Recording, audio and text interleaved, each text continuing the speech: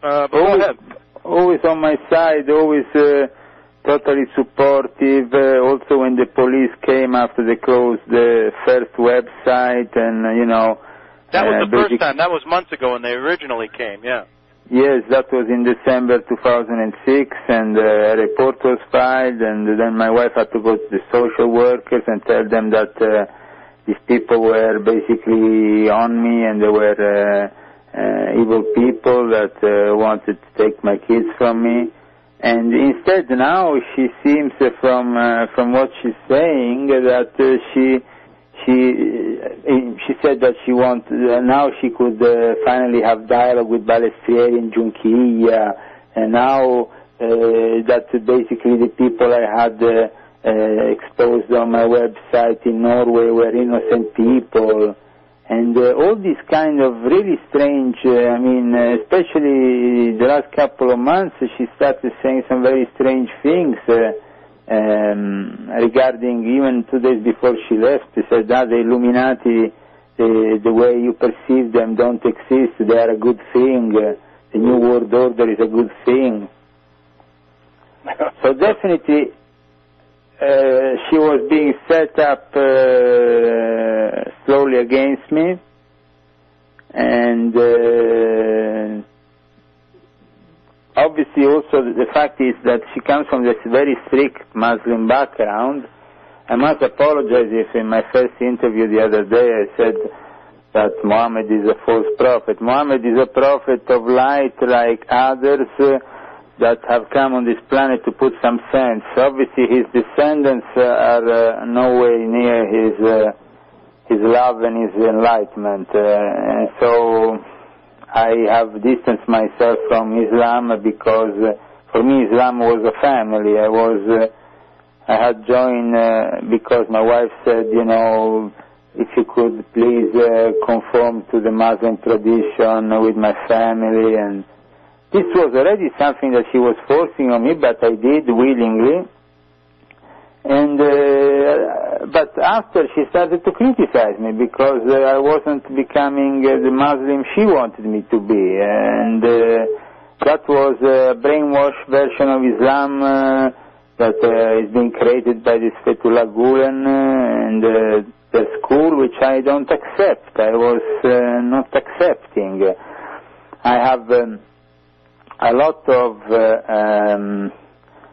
of admiration for some Sufi masters, and in fact tonight I would like to read from the Heart of Sufism of Hazrat Inayat Khan a special passage. Right. Yes. Let's get into your arrest first, though. Yeah. And tell us exactly what happened. So she leaves you.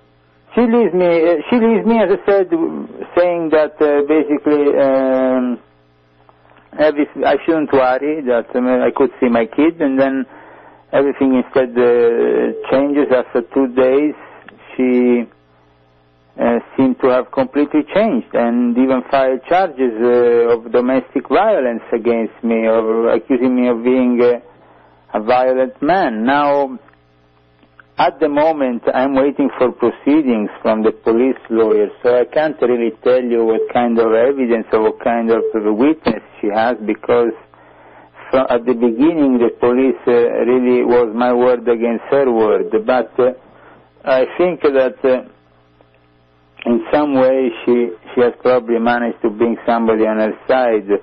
But this is because what my wife is trying to do is to relaunch her image, because in her kind of community, the Gulen movement community, a woman with 2 divorces behind and 2 kids will be a bit casted out. Instead, if she sells me to the enemy, if we want, she becomes very popular. Actually, she also becomes very popular with the Norwegian government and the people who have offered recently to her to direct a cultural center, which were actually people I have introduced to her, which part of the Illuminati, which I didn't want to have contact myself anymore, but she instead had. She joined this Zivilin network and started this Facebook network activities with people like Paulo Coelho, Yoko Ono, and basically she seemed to be wanting to rejoin the world of the elite, of the Illuminati, that she had been part of before. She probably, at the beginning, accepted my stand, and you saw really, Greg, she was always supportive. I always thought until really very recently that she was always very supportive of what I was doing, you know. And but instead, it seemed like she prefers to have, you know, the power that comes from the dark side, from the side that we are trying to fight here, the Vatican-led New World Order, the establishment of the beast. And I really can't believe that a person can change so much and betray his husband in this way and send him to jail. It's inconceivable for me, but I guess I have to cope with it. So basically they come over. Tell us what happened to you then. You see, as I said, probably because of this, of the fact that I have pictures with these Muslim leaders of the Fethullah Gulen movement, and I have a lot of material on them. They came, they arrested me, they basically put me in a cold prison cell without any blanket, without any cushion, without any food, from 10 o'clock in the evening to 10 o'clock in the morning, time in which I then went to talk with a priest, so at least I could tell him what had happened to me. And then after I was brought to a police investigator that interviewed me, and so I could release a statement. And then they took your computers and everything? Then what happened was that I was brought back from the prison to the police station nearby where I live, handcuffed in the car, really treated like a criminal, I tell you, the whole way. And then I was in pyjama the night before. They wanted to bring me out of the door in pyjama nearly. I had to ask them to get dressed at least. And it was my birthday, and I found myself out at 1:40 in the middle of the day out of this nightmare, but really with a sense of having really lost something in my life, because it was a terrible sensation. Also, these events that have been so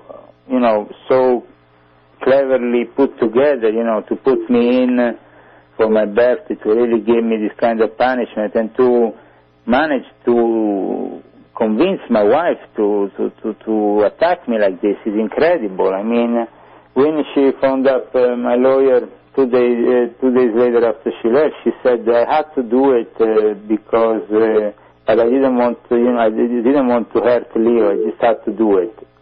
Something that I don't know. It doesn't sound really right to me. Right. Now, again, they confiscated your personal property without a warrant. Then, when I went back home, they told me they had confiscated, they had come in the morning while I was still in prison with a search warrant, and they had confiscated my computers and my mobile phones, an Apple Mac and a PC and Panasonic and Ericsson mobile phone. Now, this doesn't sound to me like a something you do on a domestic violence charge. Basically confiscate somebody's computers. It sounds more like they're interested in who you were writing about. Yeah, well, the strange thing that made me a little bit suspicious was when I was in the car going down to the prison there where they kept me for the night, was that the policeman was asking me about the website and what kind of website it was.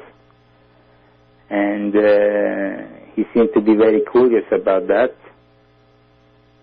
And so, also, you've noticed that there's been a police car or a surveillance car parked in front of your door?